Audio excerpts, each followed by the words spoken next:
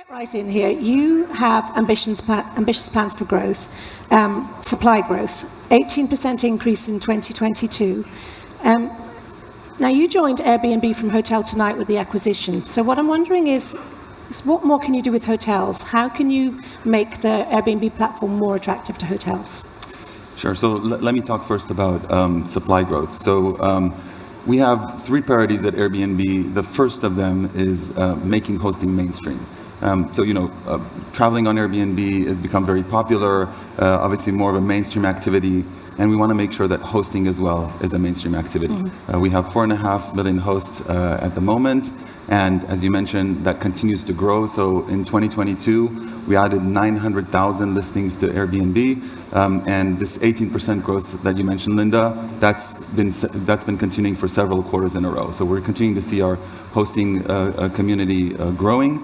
And we are working on a lot of tools that make it easier for you to become a host. So just to give you one example, we launched this program called Airbnb Setup, which basically leverages our Superhost ambassador community all over the world. And just with that program alone, we've been able to match 200,000 new hosts with a superhost, an existing superhost on Airbnb that helps them get set up. So going back to your question about hotels, we have hotels on Airbnb. As you mentioned, I joined Airbnb as part of the Hotel Tonight acquisition, so my background is more in hotels.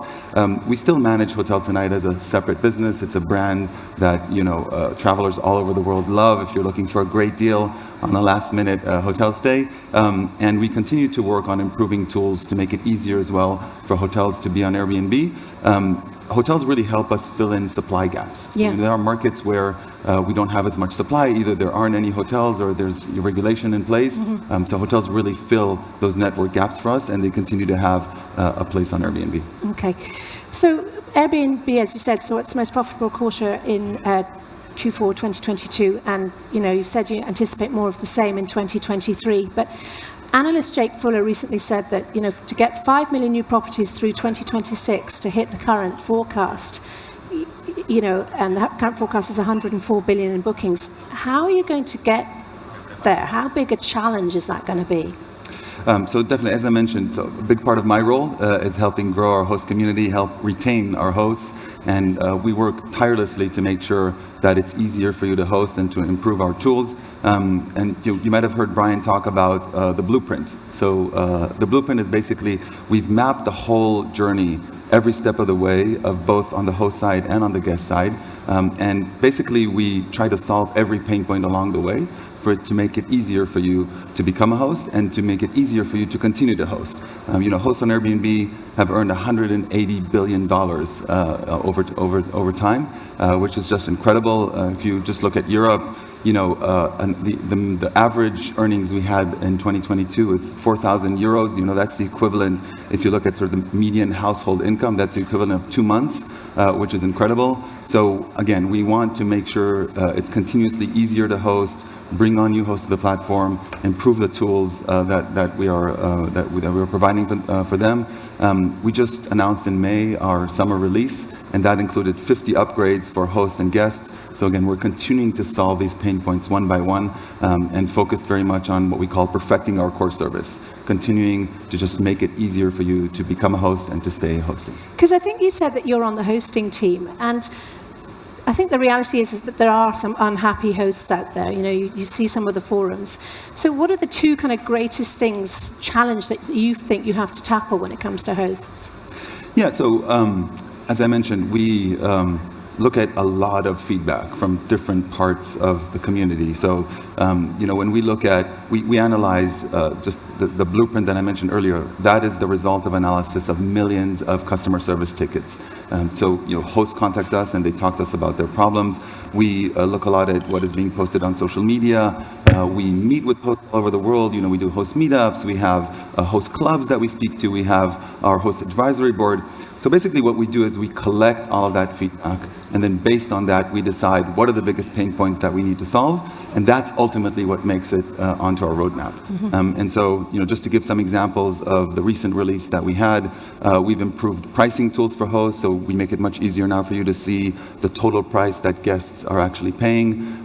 We give you pricing recommendations in terms of what other hosts are pricing in your area for you to become more successful. That's another area of feedback that we heard very strongly from hosts. We're making it much easier for you to host longer stays, which is definitely a trend that we're seeing on Airbnb. So yes, over time, we're really focused on continuing to listen to feedback from hosts and then solving those problems one by one. I mean, another issue might be that some destinations are reaching saturation point in terms of, too many properties, not enough demand. So, how do you respond to that? Yeah, so we think Airbnb is a really great platform to redistribute tourism. And we actually work on products that make it easier for us to point demand to where we have supply. So, taking a step back, I want to maybe talk about one example of that. So last year, about a year ago, we released a product called I'm Flexible. You might have read about it in some of our publications. The idea behind I'm Flexible is really, for decades, when you go to a travel website, you're searching for a specific destination, a specific date. And we saw especially during the pandemic, that people are becoming a lot more flexible. And, sometimes they just want to be inspired. Mm-hmm. So we released this feature, as I mentioned, called I'm Flexible, which basically you go to Airbnb and you press that button, and then we make suggestions for you for places that you can travel to, and specific destinations and specific properties. So we've organized those properties into categories. And those categories, which, by the way, have now been viewed 600 million times since we released this feature. Basically, categories, it could be something like, a specific type of property, like properties with amazing pools, or a castle, or a treehouse. It could be a specific destination you want to go to, so like close to a beach. So just to interrupt. So they're viewed, but how do they convert? Because I think that's probably a better metric. Yeah, so about 1 in every 20 stays today on Airbnb is it comes from viewing categories. As a direct result of I'm Flexible? Yes, right. Correct. Okay. So it's been a very successful feature for us. And so, we think that categories is really a way to sort of reinvent the way that people travel, and we're seeing continuous growth in that area. Maybe to mention one of my favorite categories, it's something called OMG, so those are like the craziest homes that you can think about, and we actually launched a contest last year. We basically gave 100 different hosts $100,000 each to build the craziest home that they can think about. We had sort of Isn't there a potato? Yes, yeah. There's something with a potato. There's something with a giant clog in the Netherlands. Yeah. At one. There's something in the UK. Seen a few of them. So we're going to see some of those start coming onto Airbnb in the next few years. So that will be really exciting for us. So I guess the converse of pushing people out of destination is all the people that still want to come to certain destinations, cities, for example. And, there are huge implications there. I think New York has just delayed its fines. I know that the UK tax office has got issues coming up. So is short-term rental set for increasing amount of pressure when it comes to regulation? I'd say that we are very happy where we are today with our work with different governments and cities and jurisdictions around the world. We've now collaborated with over 1,000 jurisdictions to create some form of regulation in cities, and we always try to work together to try to come out with a favorable outcome. As I mentioned before, there's the host side, a lot of hosts that can earn very significant income, especially during these tough financial times. We think that's a very important source of income for those hosts. So we work very closely with governments and cities. Just to give you one more example, out of the top 200 markets that we have in terms of revenue, 80% of them now have some form of regulation in place. So we're continuing to work on that. I think going back to the previous point, we really think that Airbnb can help redistribute tourism in a different way, and that's something that a lot of cities are very interested in. We build tools for them. We released this product called City Portal, which gives access to cities to view information about how Airbnb, how guests are staying on Airbnb, how they can work with you, etc. Exactly, and give them data and information that they can use. So we are definitely committed to continuing that work with different jurisdictions around the world. Okay. Now, you mentioned the Rooms Initiative earlier on, and that's probably the biggest part of your current release.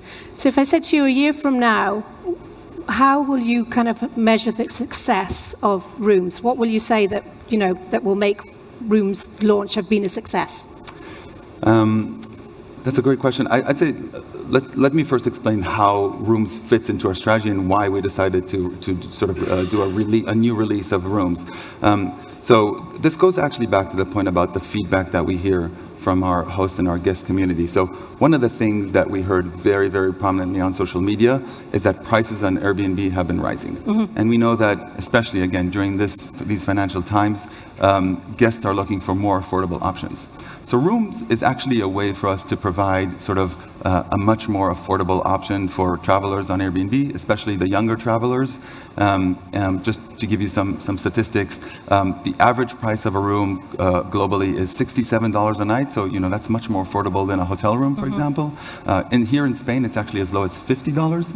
And 80% of our inventory globally on Rooms is under $100. So it's a really, really affordable way to stay, and also a very authentic way to experience the city. It's sort of like the original Airbnb, right? Like you're staying with a host in their spare room. So we think that's a great way for us to offer sort of an affordable option. But in the early days of Airbnb, there were some scary stories about people sharing properties with hosts. So right. How have we evolved from that? So part of the redesign that we did in Rooms comes to address some of those topics. So for example, we released this feature called Host Passport. Host Passport is basically, if you've seen these like little circles at the bottom of the listings when you go on Airbnb now, you can learn more about your host before staying. So for example, what do they do for a living? Some fun facts about them. So that's been a very successful feature. And then we've added also a lot of privacy features. So for example, is there going to be a lock on the door? Is the bathroom going to be shared, or is it going to be private for me? Who else is staying there? Are there any pets? Are there family members? So increasingly, we want to provide more information exactly to address some of those issues that you mentioned. And yeah, we think Rooms is going to be like it's going to be very complementary to the rest of our business. Again, sort of addressing more of that crowd that is looking for more of a budget option. So when you look back in a year, how will you say, okay, this was a successful launch for us? We're going to look at the growth of our host community, and we're going to look at the growth of bookings of Rooms. We're going to look at the prices that we're able to offer on Airbnb. Those are some of the metrics. Yeah. We actually did a campaign to sort of generate more, try to encourage people to host. During the pandemic, Rooms was obviously like less of an option, both for hosts and guests. People were not as comfortable bringing strangers into their homes. So we really want to address some of those points. We have this campaign called Airbnb It, which basically says, if you have a spare room, you have an Airbnb. So we're trying to encourage more people to open up to hosting Rooms. Okay.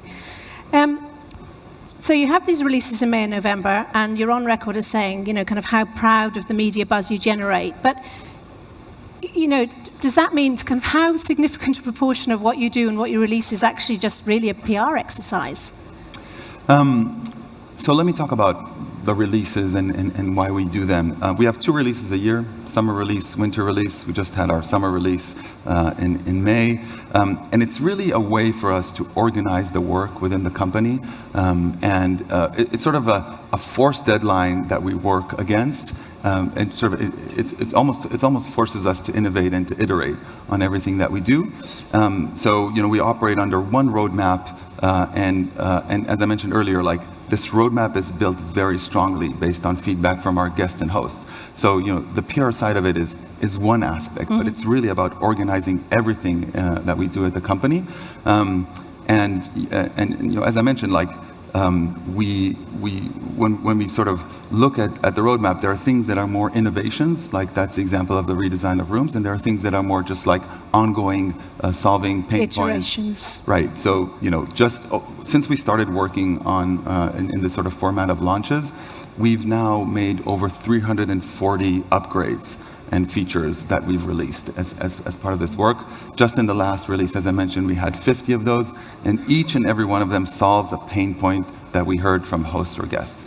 So there's also obviously the public aspect of it, of announcing and speaking about what we've done, but this is really how we operate today. If you speak to Brian, like I was for example in San Francisco a few months ago, where we have sort of like a roadmap review where we look at how are we tracking for the next release, what do we want to do for the release after that. So we're now planning like 2 years ahead and thinking about what we want to solve and put on the roadmap in every step of the way.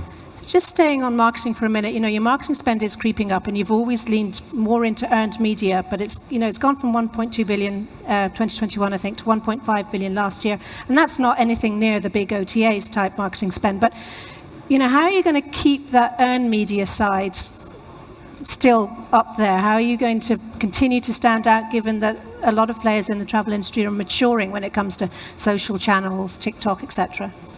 Yeah, so first, the vast majority of our traffic is still organic. Airbnb is a noun and a verb, and it's a very well-known global brand. So we continue to rely mostly, as you mentioned, on earned media, brand marketing. Performance marketing or paid marketing is, we actually turned it off completely during the pandemic. Yeah. And we didn't see such a big impact from that. So we really use it more as like a laser, going back to this point about pointing demand to where we have supply. When we identify a certain area, we use paid marketing, and that's sort of how we continue to, how we plan to continue investing in the brand.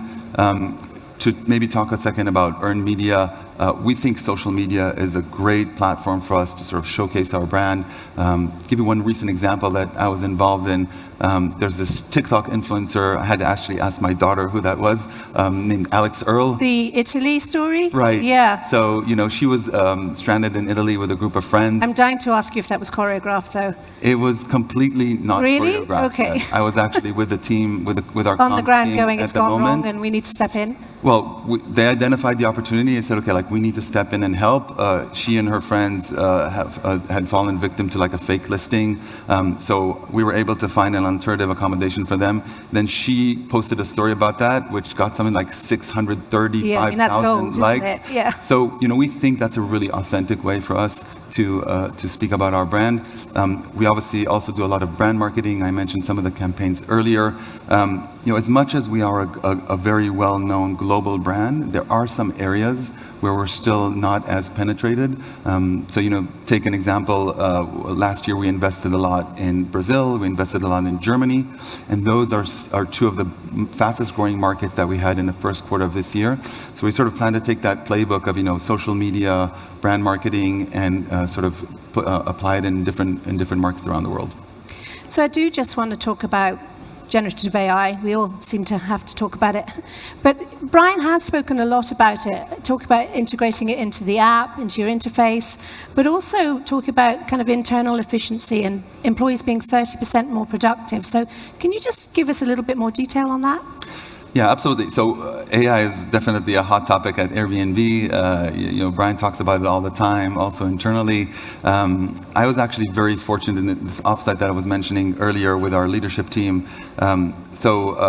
Brian brought as a guest speaker Sam Altman, who is the founder and CEO. It's on speed dial. Yeah, they're actually very close friends because both companies were started at Y Combinator, and we actually had Nate and Joe, the other founders as well, were with us, and they told the story of how the first investor decks of Airbnb were actually reviewed by Sam Altman, and he gave advice to the team to Brian and Joe and Nate to sort of how to go and pitch. So there's a very close connection there. Our teams are working together to try and come up with ways to see, how we can improve the experience on Airbnb using some of these technologies. So, maybe give a couple of quick examples. I know we're running short on time. We think that we can use AI to create a more human connection between guest and host. Think about guests and hosts that do not speak the same language. We have a lot of information on Airbnb, like listing details, reviews. We think we can organize that in a much better way using AI technology. We think our customer support experience can be much smoother and faster using AI. And to go back to your question, we are not planning to replace our employees with chatbots. We think that we can make the whole company much more productive. I mean, it said developers specifically when it came to kind of internal efficiency. Right. We think we can do that across the company in many areas. So we're looking at every area and thinking about how we can integrate AI technology to make us more productive. And how quickly do you think we'll see some of these things?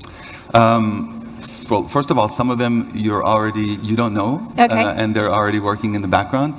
It's going to be an iterative process. It's going to be part of our releases for the coming future. Okay. Amir, thank you for joining us. Thank you so much. Thanks for having me.